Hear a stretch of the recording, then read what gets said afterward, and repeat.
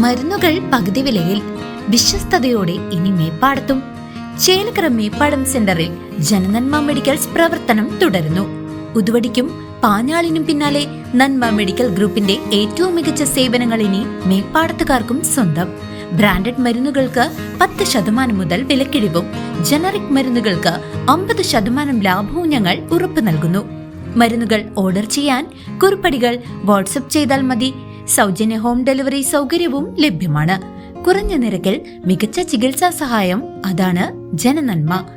ജനനന്മ medicals, Meppadam centre, Chelakkara. ഹാസ്യ സാമ്രാട്ട് VKNന്റെ സ്മരണാർത്ഥം നിർമ്മിച്ച സ്മാരക മന്ദിരം കൂടുതൽ വിപുലമായ ടൂറിസം സൗകര്യത്തോടെ നവീകരണത്തിന്റെ അവസാന ഘട്ടത്തിലേക്ക് കടക്കുന്നു. ഹാസ്യ സാമ്രാട്ടായിരുന്ന VKNന്റെ സ്മാരക മന്ദിരത്തിൽ കൂടുതൽ ടൂറിസം സൗകര്യങ്ങൾ ഒരുങ്ങുന്നു. VKNന്റെ കുടുംബം സ്മാരക നിർമ്മാണത്തിനായി ആദ്യം വിട്ടു നൽകിയ 7 സെന്റ് സ്ഥലത്ത് മുൻ മന്ത്രി K രാധാകൃഷ്ണന്റെ പ്രത്യേക താൽപര്യപ്രകാരം 2010 ബഡ്ജറ്റിൽ 15 ലക്ഷം രൂപ അനുവദിച്ചതോടെയാണ് സ്മാരകത്തിന്റെ പ്രാരംഭ പ്രവർത്തനങ്ങൾ തുടങ്ങിയത്.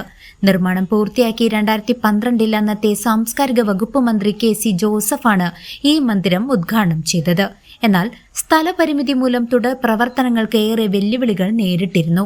പിന്നീട് വേണുഗോപാല മേനോൻ ജില്ലാ പഞ്ചായത്ത് അംഗമായപ്പോൾ റോഡ് കോൺക്രീറ്റ് ചെയ്യുകയും MR മണി പഞ്ചായത്ത് പ്രസിഡന്റും മനോജ് കുമാർ വികസനകാര്യ സ്റ്റാൻഡിംഗ് കമ്മിറ്റി ചെയർമാനുമായിരുന്ന സമയത്ത് 5 ലക്ഷം രൂപ വിനിയോഗിച്ച് ഒരു സ്റ്റേജും വൈദ്യുതി കണക്ഷനും ലഭ്യമാക്കുകയും ചെയ്തു. എങ്കിലും സ്മാരകത്തിന്റെ സമഗ്ര വികസനത്തിന് ഈ സൗകര്യങ്ങൾ അപര്യാപ്തമായിരുന്നു. ഈ സാഹചര്യത്തിലാണ് K രാധാകൃഷ്ണൻ മന്ത്രിയായിരിക്കെ 2014 സ്മാരകത്തിന്റെ സൗന്ദര്യവൽക്കരണത്തിനായി 50 ലക്ഷം രൂപ ബഡ്ജറ്റിൽ ഉൾപ്പെടുത്തിയത്. ഇതേ തുടർന്ന് VKNന്റെ കുടുംബം ഉദാര മനസ്കതയോടെ 6 സെന്റ് സ്ഥലം കൂടി വിട്ടു നൽകി. തൃശൂർ ജില്ലാ പഞ്ചായത്ത് അംഗമായിരുന്ന ദീപ S നായരുടെ കാലത്തനുവദിച്ച 7 ലക്ഷം രൂപയും ഗ്രാമപഞ്ചായത്തിന്റെ വിഹിതവും ഉപയോഗിച്ച് അലമാരകൾ ഉൾപ്പെടെയുള്ള അടിസ്ഥാന സൗകര്യങ്ങളും വർദ്ധിപ്പിച്ചു. ഇപ്പോൾ പുതുതായി ലഭിച്ച 6 സെന്റ് സ്ഥലം കൂടി ഉൾപ്പെടുത്തി സ്മാരക മന്ദിരത്തിന്റെ വിപുലമായ നവീകരണ പ്രവർത്തനങ്ങൾ ദ്രുതഗതിയിൽ നടന്നുവരികയാണ്. 300ഓളം പേർക്ക് ഒരേ സമയം ഇരുന്ന് പരിപാടികൾ വീക്ഷിക്കാൻ സാധിക്കുന്ന തരത്തിലുള്ള വലിയ ഹാൾ ഉൾപ്പെടെയുള്ള സജ്ജീകരണങ്ങളാണ് ഇവിടെ ഒരുങ്ങുന്നത്.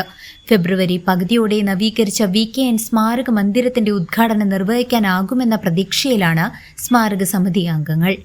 CCV news, Thiruvilwamala.